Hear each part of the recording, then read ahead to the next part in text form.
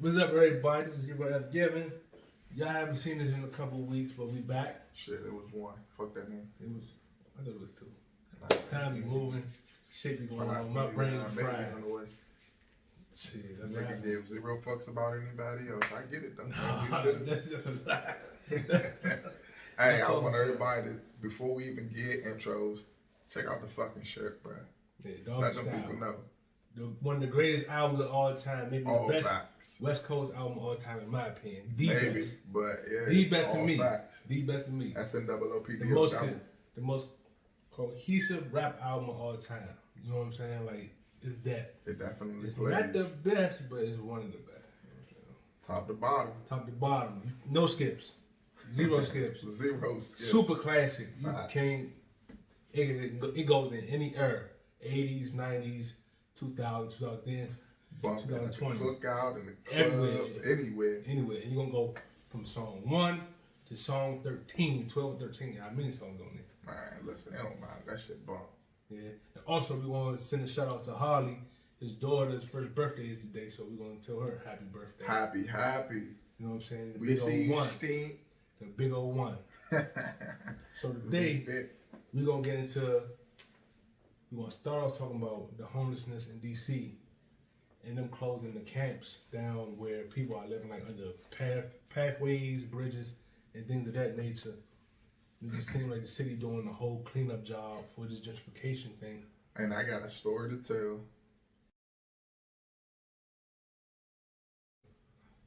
We was talking about how the city's doing a cleanup job on the homeless people and how this shit is crazy, and Rico had a story to tell, so we're gonna let him get into a story. So going to work, I saw police maybe on a Tuesday hassling homeless people up underneath the bridge. When I say hassling, I'm talking about like gloves on, running through this shit, talking to them. Like, I'm on my way to work, so I'm at a red light, just watching, like, what the fuck? Like, these people up under here all the time, just like they are on New York Avenue, like, in that tunnel, like they there. Like, we took our football players to go get them folks food, so I know where they be at. I know where they land. I know them people ain't harming nobody. On the on the next day, let's say it was a Wednesday, nobody there. The people tents and shit still there. On a Thursday, police over top of them people. Man, I'm talking about wasn't no tents, wasn't nothing. Like, hassling them people, y'all gotta get the fuck. Like, they was out there, not the police, but the occupants of the tents. They were out there cleaning up, putting shit in trash bags. My only thought was like, damn, I hope they housing them people, giving them somewhere to go, or at least like, all right, there's some rooms up off of New York Avenue for y'all to stay or something, because y'all just fucked up a whole situation that they were comfortable with in the moment. Right. To clean up y'all little shit. And then thinking most likely they wasn't, because there's so much, there's a lot of homelessness going on. And people, I know for a fact from the inside source that people kind of using it as a game. As in, let me be homeless. I get this voucher. I can live in this place for a year at a discounted rate. Mm-hmm. You know what I'm saying? Shit like that. So that's kind of like going on. Then the thing is, it's kind of like the timing of them moving people was kind of like inconsiderate.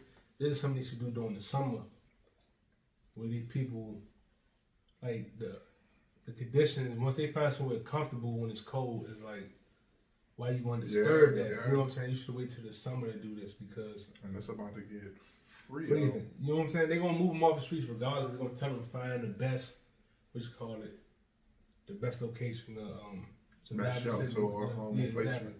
Home placement. And then it's like, there's so many restrictions with this type of shit. Like, if restrictions like families here, only men here, only females here. You know what I'm saying? It's a whole different ballgame with different ones. So it's like no particular one sticks to an open invite for everybody. You see what I'm saying? So it makes it harder for them to actually get somewhere and be safe. That's why a lot of them don't even trust the system or whatever. On top of the mental health issues that they're dealing with. So I just think they should do a whole better job with the space in DC, the timing of this type of stuff. Because you had DC General, instead of closing it, you could have just, or St. Elizabeth, you could have just remodeled it, made it a homeless shelter, or a transitional program where you could help these people. Shit, you still got damn the stadium down there that they don't know what to do with. They probably talking about putting houses over there, bro. It's crazy. So they could have just did that. They could have, motherfucker, gave them doctors to go and see, put them up on the latest technology, had them do like classes and stuff, little stuff where it could have made it easier. Also, they need to find out where these people belong, like what state these people are from, what surroundings they understand more, where their families. They could do that by running their social security or finding some kind of information out about them. So it's dumb how these people do things, and it's just them trying to rush to push people out so certain people can get in. And that's why I don't really fuck with the mayor, because the mayor, she a piece of work. So what you think her role in there is? She gotta clean up the city. She gotta clean up the city so it can make it look a certain way for the people that she want in this city. So right now, I have a large group of people that believe that the mayor and all her constituents and everybody else that's backing her would like for the city to be, I'll give it a percentage, not accurate, but this is everyone's belief, 80% white, 15% black, and 5%. I don't think it's ever going to get to that point in our lifetime. I was about to say it's been that before. Yeah, no, facts. Quick history lesson. If you understand my side of Southeast was predominantly white until the 70s. And that's just Georgetown was predominantly black. Exactly. That's how, exactly. It's flipped. Mm-hmm. So it's one of those things because I feel like my white neighbors that been in my neighborhood, they've been in that motherfucking neighborhood since probably like the 50s or the 60s. They've been there forever. They was there before my mother was born. Probably most of my aunts. So they've been there forever. So yeah, Southeast, and you could tell the way in my neighborhood, you could tell the way the shit set up.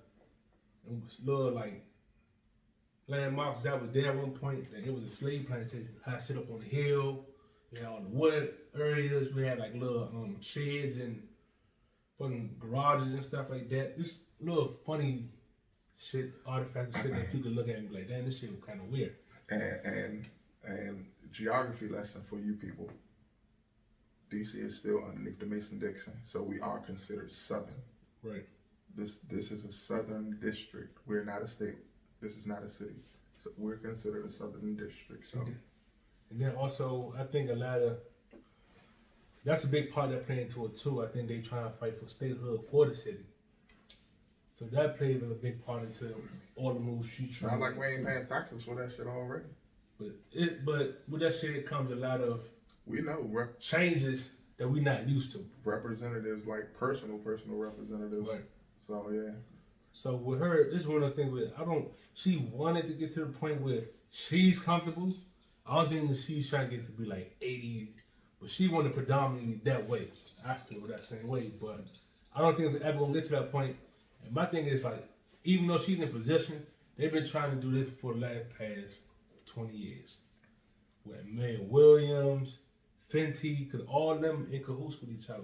Anthony probably born in Fenty. Fenty was her little mentor or whatever. So it's like, we've been doing. When we got a baseball team, that's how you know it was over. That's how you know it was over. So, but speaking of sports, since we have this new mayor, not Fenty, and we going through this whole gentrification process all over again, do you think they're going to ever change our skins? No. To jump into NFL real quick, you think they're going to? No, for the simple fact that NFL kind of like got their... That's definitely a private... No, because they got their verification. See, the thing is, with these big entities, what they do is, they find the one person that feels like it's okay. Oh, blow that shit up. Huh? And blow it up. And blow it up, right. So they feel like, okay, we talked to some Native Americans. They feel like it's okay to keep it what it is. But then you have the majority that's like, they can't speak for us.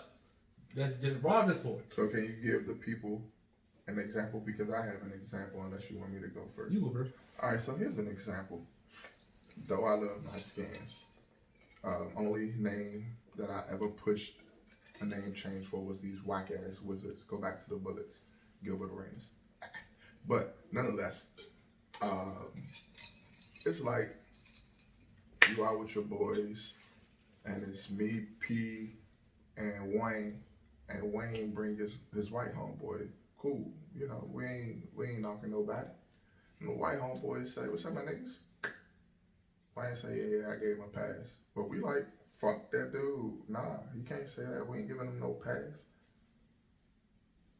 That's what it's like. That's like me and P going around my homeboy Jose. And he be like, "What's up, nigga? We, all right, what's up, my nigga?" But we turn around and say something derogatory back, which none of them accept, like wetback. Right. And think that shit is acceptable. Nah, it's not.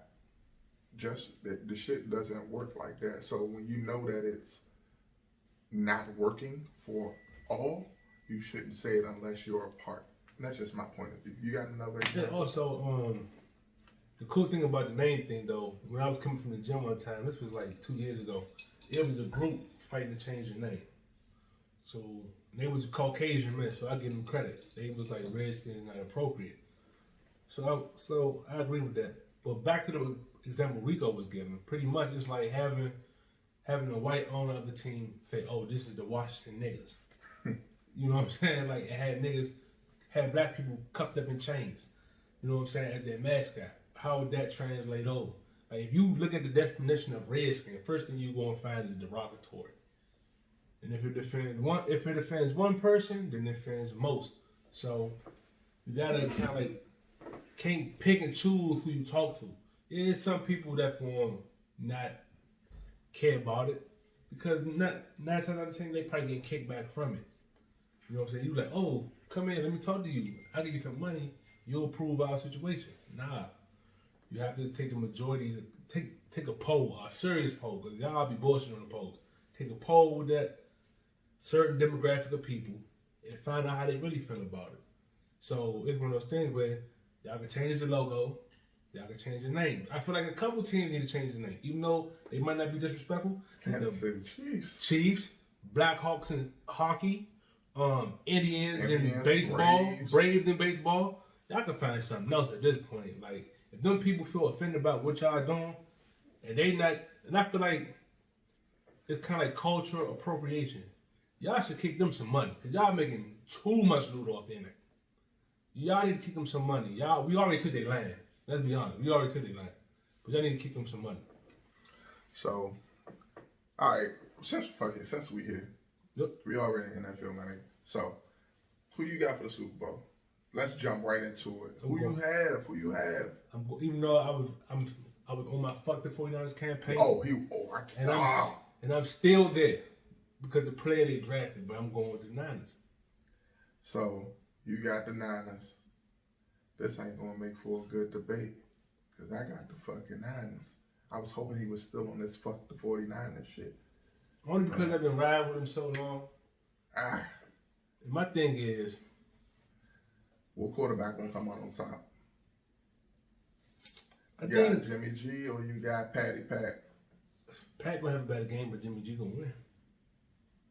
I'm just looking at it from... You know what? Fuck it. I'm taking the fucking Chiefs. I'm taking the Chiefs. I'm not mad. I'm taking the Chiefs. I think Patty gonna outdo Jimmy G. The defense gonna get turnovers. I think their biggest weapon is definitely gonna be Rich Sherman. Rich Sherman is going to be it. But he can get beat by speed though. See, that's because Rich plays zone. Zone, yeah, exactly. But my thing is, this is the thing. This is a Super Bowl where it's like super unpredictable because it's too many variables that play into this conversation. Like, think about it. Mahomes had a speed of Jackson, so we could be able to get to him. But he has the agility.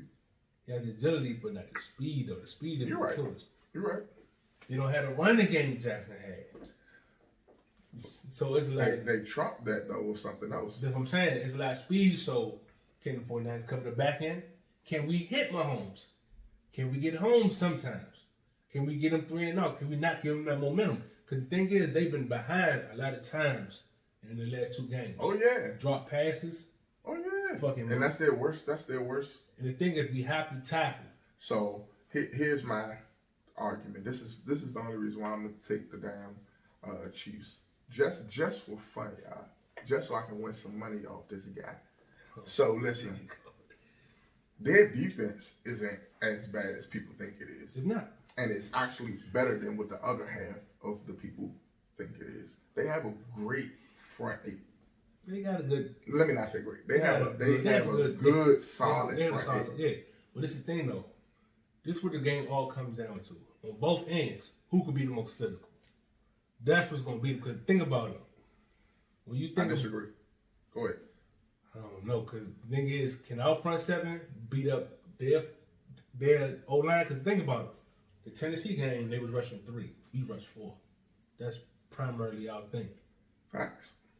2, can their defense put pressure on Mahomes to the fact where it makes him throw the ball early? Because we've seen Brashad breathing. He can't check nobody. Bree can't check people. I'm taking Bree back all day long. That's my guy. That's my guy. With the Titans dead, Titans fucked themselves over. Man, Titans had the best coach all the way up until last Exactly. game. He stopped running the ball with Henry. He did. Because the thing is, in the second half, the game wasn't out of reach. You know who they turned into? He turned into the fucking Ravens. When they played the Ravens. Exactly. When they tried. Exactly. 2, like I said, he rushed 3 instead of putting 4 out there. Then his players didn't want to tackle. That touchdown at the end of the fucking half, I would have hit my man and Mahomes. I would have put Mahomes like my coworker said, those little guys got tired of trying to tackle that big guy. Nobody heart showed up when they were tired. Exactly. But what I'm saying is, bro, it's friendly fire. Man, listen. If I blow my man knees out, I'm not just gonna let him walk in the end zone off no spin move like that. That motherfucker Michael Jackson Thriller walked into that motherfucker like spin moves off the dude. First, the dude took the wrong angle. Game. It was.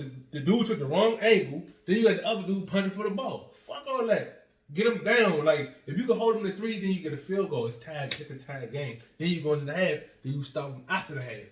Then you don't have to change up the game. They was too scared that they. Oh yeah, you're right. They played it too safe.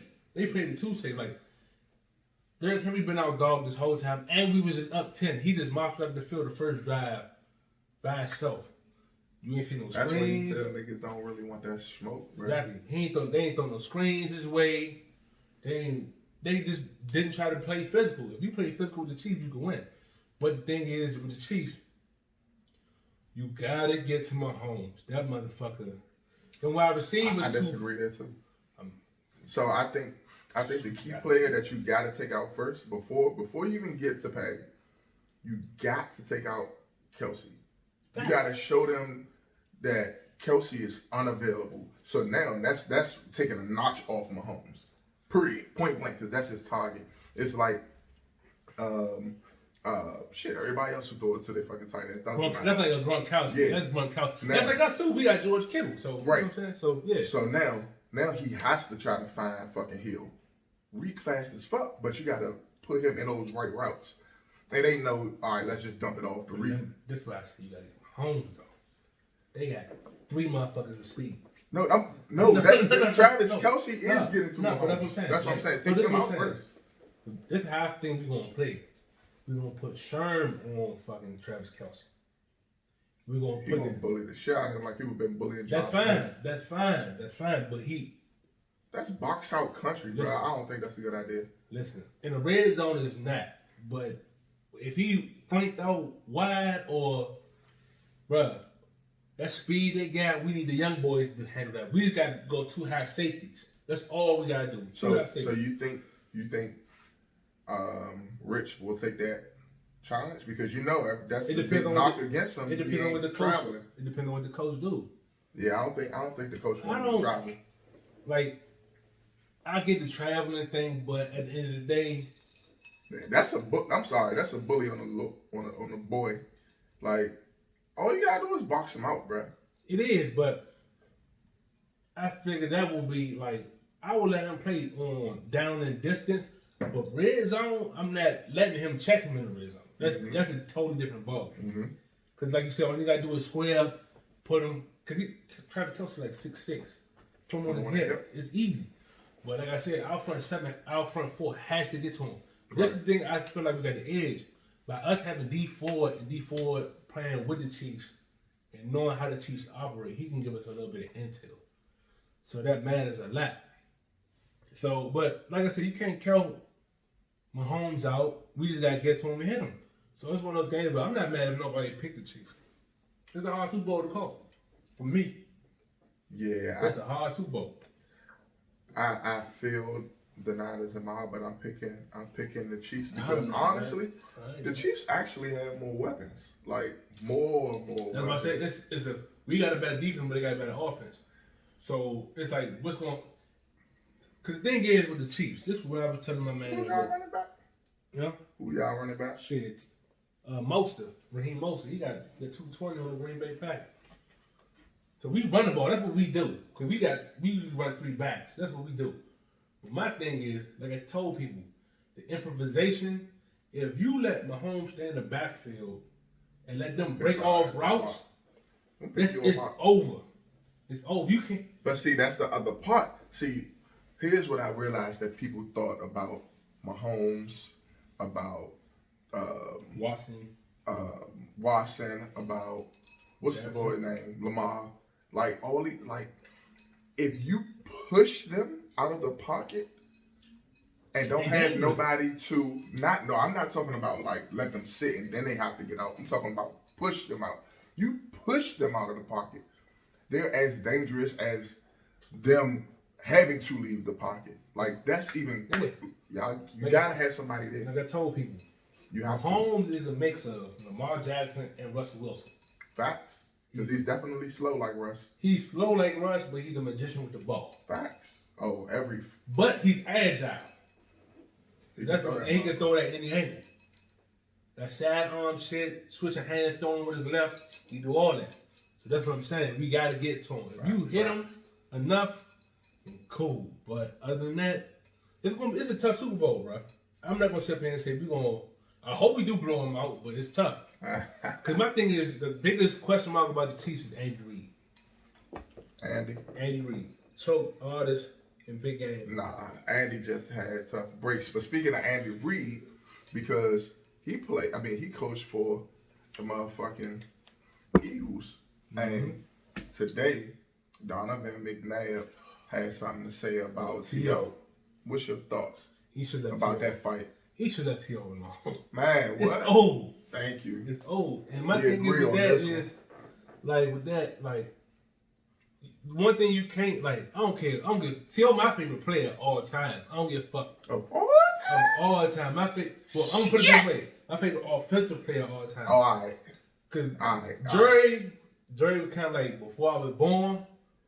Until I was born, then, you know what I'm saying? Jerry made me want to play wide receiver. I got great hands, too. And all that other shit. But Jerry made me want to play. But when you look at T.O. career, man, 6th round pick. Most of the stats he had, he was only second to Jerry until Larry Fitzgerald. All that shit, man. Listen, this man came back and played in the Super Bowl. And signed a waiver. Where the team insurance was not okay in him. Like most of y'all bitch ass niggas would have sat out. It would have been fucking, low management in the NFL.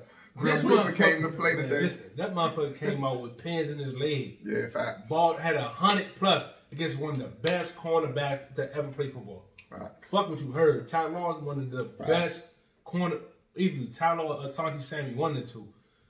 Some of the best corners to play football. I don't remember which one it was, but he balled the fuck out. Man, Patriots would have killed the Eagles without that boy on the field.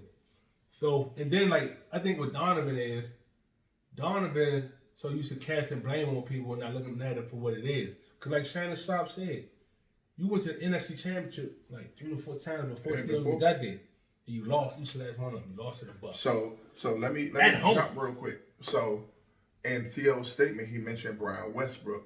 So, they had Brian Westbrook to speak as part. Brian Westbrook spoke how much he loved T.O., how much he loved Donovan, how much he wish he could have got that situated, how he felt that T.O. was right, but Donovan was right, but he never did this one thing. Because T.O.'s biggest thing was, Donovan, all you had to do was back me. Just say, nah, I hope T.O. get his money. Right. But Brian never said that, yes, Donovan did that for me. And he could have did that for T.O. Well, I think he never spoke on it. I think it's public record that he did it for Brian Westbrook. Right, but they asked him specifically. Yeah. Because it's like, I don't need to go into it because y'all already know what happened. You know what I'm saying? No, I got you. And what I'm saying is, saying that, like I saw the interview, what Brian Westbrook said was, it was a general manager that should have did better. But I feel like Donovan was the one that wanted T.O. there too. That's a part of the story people don't understand. Hey, hold on though, but that's the part he should have just said. He should have vouched for his man. Yeah, right? period. Exactly. That's what he did for Brian Westbrook. Right, he should. I agree. He should have vouched for him because I would be like, shit. We want to make the Super Bowl. I want this motherfucker on my team. But at the end of the day, people gotta understand, like, football is an ego-driven thing. Donovan McNabb is an ego, bro. That's why him and, like, they don't want to say they. That nigga was in Washington. No, I'm listen. You know why he was in Washington? His ego got the best of him, and he started beefing with Andy Reid. That's the part of the story people. Message. That's the part of the story people don't say. Everybody want to make it seem like it's T.O. and his ego. McNabb had an ego. For one, I'm gonna tell you what happened with McNabb. McNabb got too big. If you look at McNabb when he first got in the league, then later on, he put on too much weight. He looked fat, sloppy. They said he was throwing up in the Super Bowl. T.O. was sick. Too much chunky noodle soup. Too much chunky noodle soup, and he just was too big. He was too worried about trying to be a pocket passing quarterback instead of using his. Of a black he was doing the total opposite of what Lamar Jackson do. Lamar Jackson, he embraced it. If y'all gonna say I can't throw the ball, fuck it. I'm gonna run down your throat and I'm gonna win games.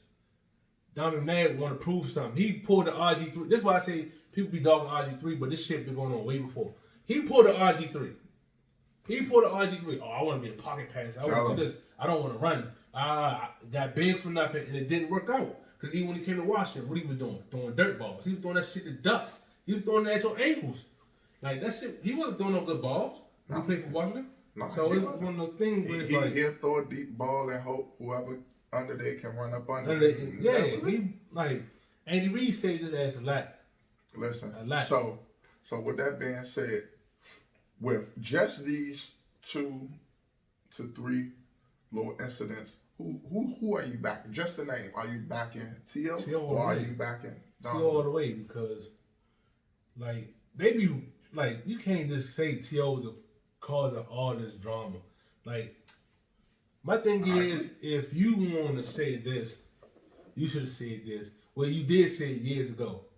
But to keep it going now, you still in your feelings about it. You know what I'm saying? So it's like, T.O. chilling at home. T.O. not bothering. T.O. gave 0 fucks. You know what I'm saying? But you know, and see, all right, P, I gotta stop you. This is what I don't like. And I'm gonna tell you what I don't like. For people like T.O., for people like LeBron, for people like Odell, for people like Mayweather, for people like, even though he hasn't proven it enough, what's the quarterback with Odell right now? Baker. Like Chad Ochocinco. Like these people talk and they not going to bite their tongue. Sometimes they may be political, but everybody want to villainize these people as if there ain't a truth that's really out there. Y'all don't even go for the truth. Y'all just want to go, oh yeah. Well, let's use Odell. Yeah, Odell was fucked up, so he gonna be fucked up. Odell had no trouble this whole season. Now that he done slapped the police on his ass. See, this is the Odell I'm talking about. That had nothing to do with his fucking football team. 1. 2, how about this? And I have a question. I've been waiting to say this shit. The police officer P filed a lawsuit. Right. Because Odell slapped him on the ass. I had no problem with that. Right? Cool? Right. All right. So, tell me, what do they do? Just real quick answer. What do they do at Lambeau Field when they score a touchdown? Jump in the crowd. What do the crowd do? Throw beers and shit and pull the people up sometimes. Pull them up, slap them on the ass. Is that assault? Are we charging these people for touching these players? But you know Like what them it is? people touch, like he touched those people. But you know what that is? Come on, let's be fair. It's all about control. Oh, without a doubt. Yeah. But see, people not thinking enough to say, all right, you want to play the control game, let's play it. Now, I'm going to fuck up your league, since that's what you're trying to do to me. I'm going to fuck up your bag, and I'm going to charge all these people with assault that touch me. Make sure you have all your officers on standby on the field. But before we go any further, we'll be back.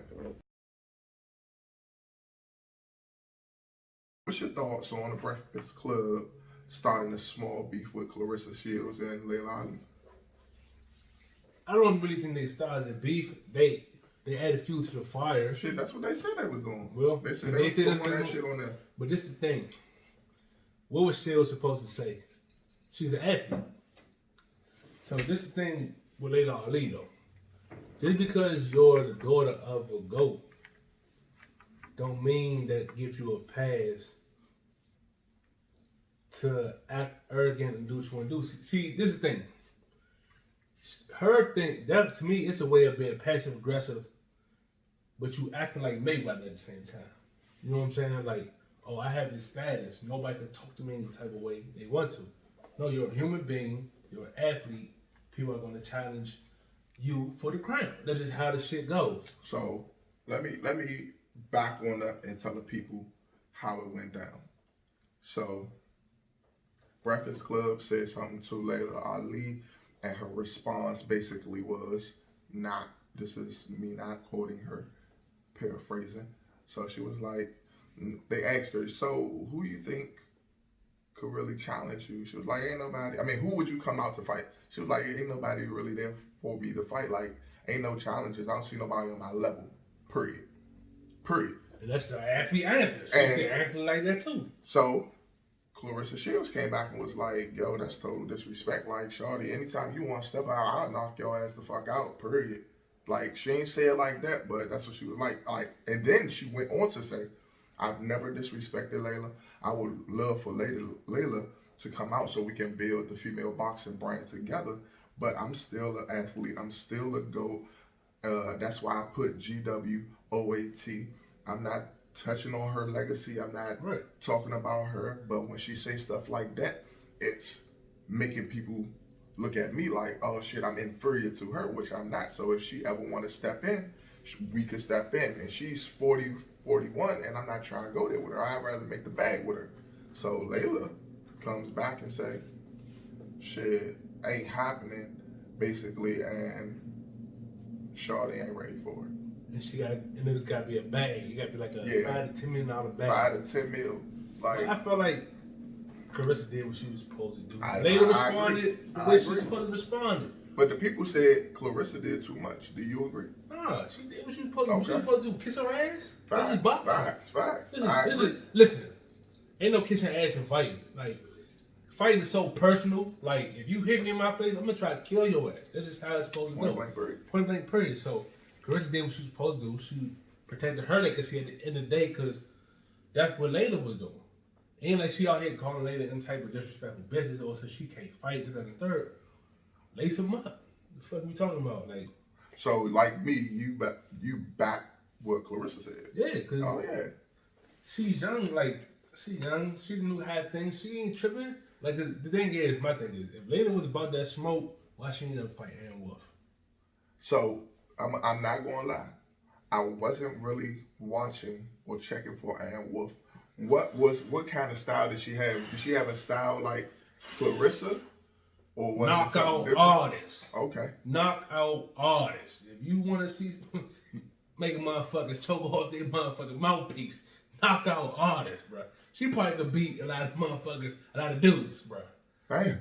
She got pop, bro. Watch what? Viewers, look up Ann Wolf. Look at her highlights. She was trying to fight. Wait, but was she around the same age? Man, she was trying to fight Laya Ali back when I was at March. She was ducking that work. She was ducking that work, bro. Ducking that work. Bro. See, I knew all this. I just wanted Peter to tell you. Ducking that work. Clarrissa ain't doing nothing wrong. She an athlete. She's supposed to. Like, that's how you pass the torch. Either she gonna beat you or she not. Let's speak about it. That's just how it goes. Speak about it. Like, fuck it. Like, If somebody say, Perry, I want to play you in 2K, I can bust your ass. You got to show me you can bust my ass. I'm not going to duck no rap. If you beat me. Every time I say that shit, the nigga dog me, bro. So I just got to, I got to give you your kudos. If you can beat me, you can beat me. I ain't going to sit up there and be like, oh, you a bitch ass nigga. Or, you got to give me the bag before I play you. Fuck no. Like, shit. Oh, whoa. Speaking of bags and shit, so we going to stay in boxing. This motherfucker, Deontay Wilder, said, look, Anthony Joshua, you are the A side. You can take 85% of the bag. Like, nigga, let's fight back when they both had clear schedules. Like, nigga, let's get it the fuck on. Nigga didn't really want to, Anthony Joshua didn't really want to, like, sign him a dotted line, and his camp didn't want to do it. Now, Deontay knocking niggas out and picking up on this game a little better. He done beat Ortiz twice. He about to come through and fight the Gypsy King for the second time. Now, Anthony Joshua came out, had an interview with whoever it was, I forgot, but nonetheless, credit to them for even getting it out. Said, yo, after you fight Gypsy King this time, forget the mandatory contractual agreement that you have with him. Cancel it and come fight me. How you feel about that? I think that's some bitch nigga shit. He a pussy for that, and that's bad business. Bad business. You know what he did? And I just thought about it. He waited till Deontay had a fight with somebody that people felt can beat Deontay. So this way, if Deontay loses to Tyson, he gonna say, "Oh no, he lost to Tyson. I'm not gonna let him challenge for the belts. He got to fight him again." You know what I'm saying? He kind of like that politics shit. That's why I really like boxing. It's a funny sport, but he did some bitch nigga shit. Because my thing is, he could afford Tyson. But these motherfuckers went apparently or supposedly, Tyson called Anthony Joshua out to come to camp.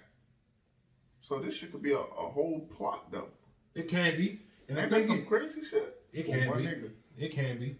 And the thing is with that is, but that's just more bitch made on Anthony Joshua part. Yeah. Because at the end of the day, like, I'm not going to go and help nobody beat nobody. If you're a true champ, you're going to take that shit on your own. Lineal, that's WBO, man, all of it. And see, that type of moves is the reason why old niggas always be throwing that my generation shit in people's face. Yeah. Because you don't even have to worry about Lennox Rose going to train with Holyfield to beat Tyson or no shit like that. You know what I'm saying? Like, I can see if you ain't got a boxer that was done, like a Klitschko brother. And then we're like, oh, can you help me train for fucking Deontay Wilder, this, that, and the third? That's different. If they ain't fighting, then, yeah, seek counsel. We talking about somebody that got a second fight with the same guy that potentially might beat this guy, and you want to spar with him? That's gay as shit, bro. That's gay as shit. No disrespect to the LGBTQ community, but that's gay as shit. You think Wilder should do the shit? I say go ahead and take on Tyson Fury. All right, that's what I say. That's what I say. Stay with your contract. Stay in your contract. Yes. Stay in your contract. Stay with that shit. Because the thing is, it's documented. Like, when you got documents to say, I wanted to fight, he ain't want it, we can't press you out about it. Facts. You know what I'm saying? And here's the other part before I let you get to the closing shit. The other part is, that would have meant that he wouldn't have been able to unify the belts. He would have had, Anthony Joshua would have had to vacate one of the belts to break his mandatory, so Deontay could break his second mandatory with Tyson, and the shit still wouldn't have been a unified. And the thing is, with that type of business, cause Anthony Joshua been trying to put that together so he could, so it'll be a third fight with the last dude he beat that beat him. Yeah. You know what I'm saying? Ruiz, he could be like, I want to fight Anthony Johnson. We gotta beat this cat. So what we gonna do? I gave him his rematch. What we talking about? Facts. So it's a lot of like inconsistencies with that shit. I just think boxing in a gay space. I don't give a fuck what nobody says. It's in a gay space. I ain't saying don't disrespect the people, but I love that shit, no, bro. I love the sport, but it's just like it's too many politics. It's too many politics. I'm gonna keep bringing y'all the boxing news because they on the come up. I understand. I understand what he's trying to say. I don't agree. But guess what? These motherfuckers gonna come up, and there's so many good champions across the board. P, fuck that. Take us out here. This is what we gonna do. First of all, you got P here. P and Reek. We gonna talk to y'all, man. We gonna bring y'all some good content. First thing I'm gonna talk about today, because I got two morals today. Not one, I got two. The first moral is, if you don't take care of your kids, you could not hang out with me. Now let's talk about this. We need to start holding people accountable for these fucking kids, man. If you ain't out here taking these kids, you shouldn't be able to go out drinking, you shouldn't be able to smoking, you shouldn't be fucking, you shouldn't be doing nothing but taking your black ass home. Listen, this is what we gonna do for the new year. If you got a homeboy that's not taking care of his fucking kids, cut him off. I don't give a fuck about the relationship. The baby mama could be trash. I don't give a fuck about that shit. But if they not talking about, I make sure my kids straight, their grades good, they got clothes, they got food, they got water, all that shit. Listen, my baby mama my girlfriend works for a shelter. And a lot of them women in the shelter have like a lot of kids. I ain't gonna say a specific number, but they have a lot of kids. And half these dudes not being fathered to these kids. And it's fucking sad. But these women are traveling, going out their way when these bum ass niggas get locked up and going to see these niggas. Listen, if your friend's not taking care of their kids, cut them the fuck off.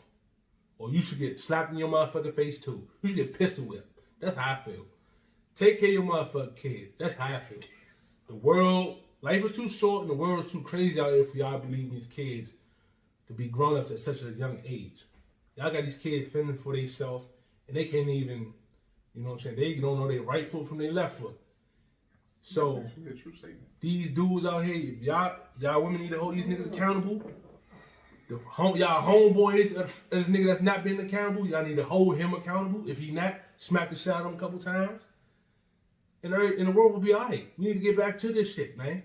We need to get back on top of shit. This shit is crazy out here. Now before I get my second one, I want Rico's opinion. Let Rico give it an opinion. Oh. What the fuck? Y'all niggas been take care of y'all kids. We out here slapping niggas nowadays. So. Facts.